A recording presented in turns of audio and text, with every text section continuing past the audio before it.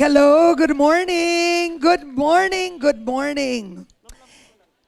Well, first of all, it's such an honor for me to be here. You have to forgive me. I lack sleep, but I think it's truly important to speak in a room full of women.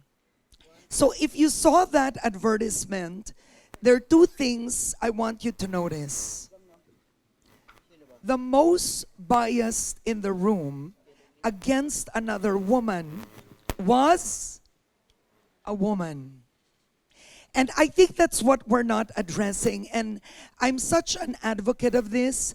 We all advocate for gender equality. We all advocate that women raise each other. But the truth of the matter is, women are hardest on other women. Do you agree? Maybe in the 1950s, we had to battle what men thought of us. But today, the hardest thing we face is women accepting us. Am I correct? Now, when we talk about breaking stereotypes, let me first say that stereotypes start out because of societal norms. I'll give you an example. And I love telling this story. I've told this story to Bianca, to Lynn, and Isa. Have all of you read Cinderella, fairy tales, when you were growing up? Right? The most popular fairy tale would be Cinderella. But pay attention. Cinderella was rescued by a man. Sleeping Beauty would have died unless a man kissed her. Snow White was rescued by a man. These stereotypes are collective ideas of who we believe we are, and you had nothing to do with it. It's been ingrained in you and passed through generations. There's only one hero during that period in time who didn't need a man to rescue her, and that's Alice in Wonderland. And yet no woman relates to Alice. All women want to be who? Absolutely, right? So it is a challenge to get out of that thinking. And other things, for example, the color blue is meant for boys. The color pink is meant for girls. Who said that? Am I correct? Women should have long hair. Men should have short hair. So these are societal norms that, frankly speaking, affect where we are today. Do you know that women make good business? And yet, there are very few women in decision-making places. If you go into a boardroom, you'll be lucky to find one woman. The board of directors of most companies are men, right? Number two, in Hollywood alone, it is so interesting that today, at 2024, women are less represented in screenwriting, cinematography, film directing. Overall, there was more representation in the silent era. And that was a shocking figure. And yet, you had Barbie, which is the highest grossing film of Warner Brothers at $1.4 billion. Why is that? It's about a woman. It stars a woman. It's made by a woman. So actually, having more women and breaking the stereotype against women isn't political tokenism. Honestly, it's good business. The data shows that when you invest in women, business is better. You ROI when a woman is the target. Who makes the decisions at home? A woman. More than 50% of film goers and TV viewers are women. Who makes decisions on how to spend? It's a woman. During an economic crisis, the only product that is not decreasing in sales is cosmetics. So think about it, right? Really. And yet overall, there are stereotypes against women. And let me give you some of the stereotypes, and I want you to challenge yourself. What role do I play in these stereotypes? All right? Number one, when you're in the office, do you only speak to women or have women in your groups that look like you, sound like you, come from the same school as you, have the same background as you? Think. Are you subconsciously condescending towards someone who doesn't come from your background?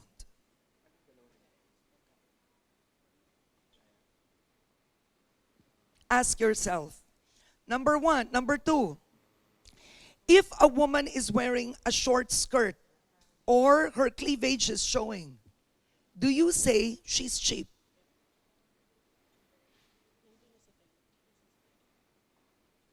Or if a woman is, her shirt is all buttoned up until the neck and she's not showing any skin, you say she's an old maid.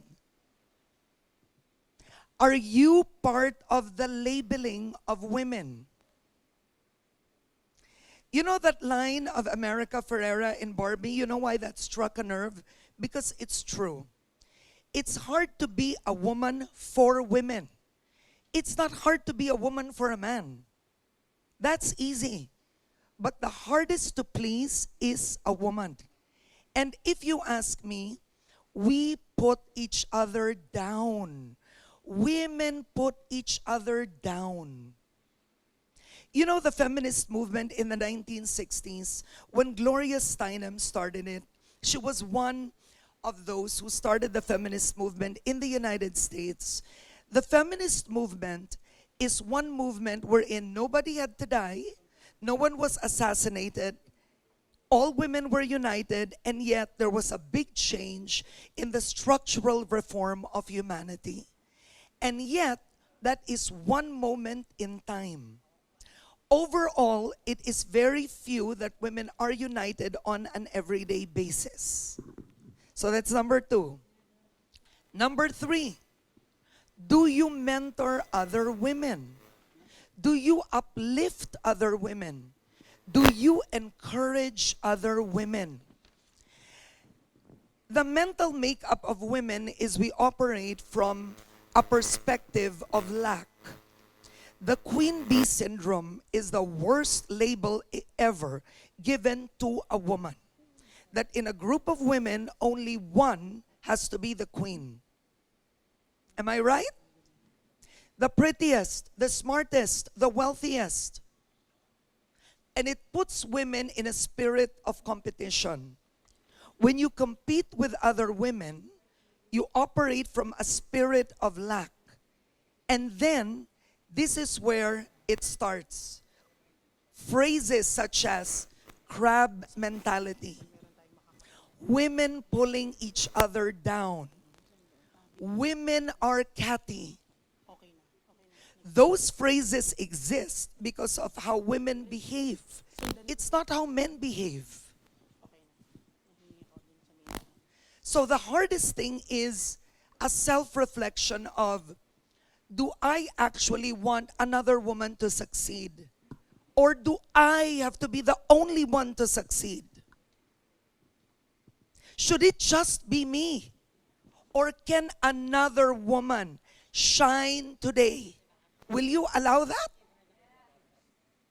We say that until you're up for a promotion.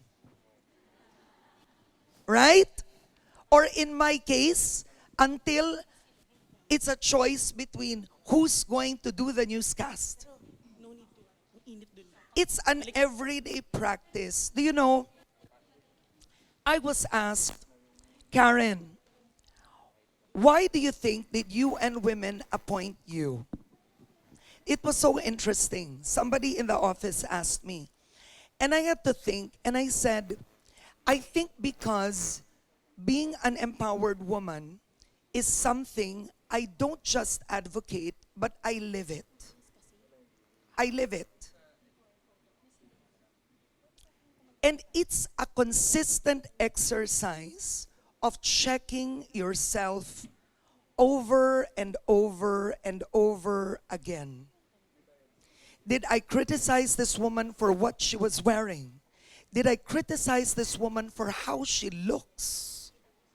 Did I criticize this woman because she's not like me? Right? Number two, I ask myself, can I be happy for a colleague at work? Hindi naman pwedeng palagi ako na lang ang star. Dapat other women have to shine. It's a consistent exercise. And you know that video of breaking stereotypes? That is a typical video of how women think of other women. When I got pregnant, I was doing TV Patrol in 2004.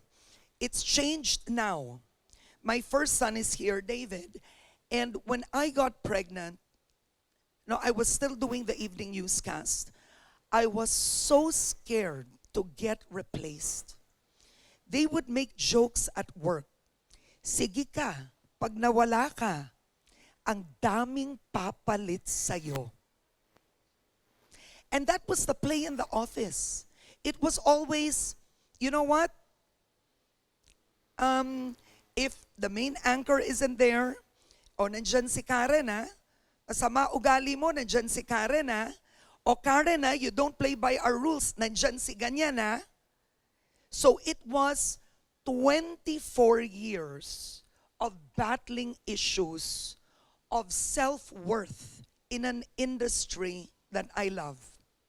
When I got pregnant with David, I had a cesarean section and went to work in 2 weeks. 2 weeks. Literally, katatahi ko lang. That's one. Number two, I got pregnant with my second child, Lucas, 6 years after. I was already doing TV Patrol. So until the last day that I entered the hospital, I was working. After the cesarean section, I gave myself 2 weeks. I went back to do the newscast. Now you're asking me, Karen, ba't ka ganyan? Diba? Are you obsessed with work? Ganun ka, when you think about it, that's another tone, right? You would never say that to a man. If a man was driven, ambitious, you'll salute him. If a woman is ambitious and driven, what do? We criticize her. We call her manipulative, scheming. She'll do anything. And yet for a man, he's applauded, right? So I went back to work. And that experience made me think, why am I made to feel this way in a corporate environment where I'm not blaming any of my bosses because I love ABS-CBN, but it is the culture and the industry of competition. And today in 2024, I believe you and I have a role to break that. You know the story recently of there was a mother. The mother gave birth to a special child in Texas. And the special child had to be in the ICU. So she called her boss, who was a woman, and they worked for a toy company. And she asked her boss if I can work in the hospital. And the boss fired her. Who fired her? Not a man, but a woman. A woman. When we fight for gender equality, you have to ask yourself, am I expecting from a man what I can't even do myself. How inclusive are you? Ask yourself. Have you asked yourself? How inclusive are you? My biggest test is always when I look at women, what kind of friends do they have? Do they only have one type of friend? Do they all look alike, sound alike, come from the same background? It's like an algorithm almost on Facebook, right? Or are you the type of person that you see beyond the external? And that's what the women's movement is all about. Women hate it that we are judged for our looks, and yet we do it to each other. Right? Don't you like women that are more beautiful? Don't you like those women? Don't you also make fun of women? Right? Don't you also, we don't like former President Duterte that he belittled women through those crass jokes. But have you taken part at work? Maybe not a woman who doesn't look like you, but a woman who may be labeled as easy, cheap by men, and you took part of it, right? Or have you also participated in calling the dumb blonde? Imagine there's a phrase, the dumb blonde, that's only for women. That's never been given to a man. And the dumb blonde phrase was given to a woman. And look at how society actually perpetuates this. You watch a movie, what do you see? The sheltered princess, the woman who has to be rescued, the screaming emotional mother, right? Or an overly dramatic woman screaming at the top of her lungs, the best friend who's perennially waiting, who's another woman, or the woman that has to be the woman that's the woman who's the mistress. There isn't even a term for a man that has an affair, but yet there is a term for a woman that has an affair with a married man. It's a mistress. Give me the name for a man. If a man has an affair with a married woman, what's the term? It doesn't exist. Do you see? Right? So, these stereotypes, can they be broken today? No. The next 5 years? No. Next 10 years? No. But it is a consciousness that you take on every day. Do you know that unconscious biases are so powerful to the point that when women used to apply as a cellist or violinist in an orchestra, they were never hired. So that's why what they started in New York and in London is the blind auditions. Because they used to believe that a man played the cello and the violin better than a woman. When they started the blind auditions, it turned out that women played as well as men. So where was the bias? The bias was here. The bias was in you, in me, right? It's in all of us. It is so difficult to remove. So to close, I'd like to borrow from a UN forum that we had where Ambassador HKU was a speaker. And I found this to be so powerful. How could you break stereotypes yourself as a woman and also improve gender equality in the space that you're in? Number one, mentor another woman. Find her. I found that to be so powerful. You don't have to say 5 women, 10 women. Just go for one woman. Go for one woman who you believe has the potential. that, with a little push from you, you can partner with, help, and move forward with. That's one. Look for that woman. Number two, check your own biases. It is so unconscious that you don't even know they're there, right? Number three, measure. These are for the leaders in the room, and I found this to be interesting because it takes so much more work in terms of policy, but measure. When there's a panel, how many women are on the panel? When there's a meeting, how many women are in the meeting? When there are officers in your company, how many are the directors? How many are the managers? Is there a balance? Women are not others. Do you know that? We are 50% of the population, even more. We comprise majority of the population all over the world. There are more women than men, and yet we act like we are the minority. We are not. But to be the majority that makes the difference, it has to start from you. Are you the woman that needs to be rescued? Are you the woman who plays the victim?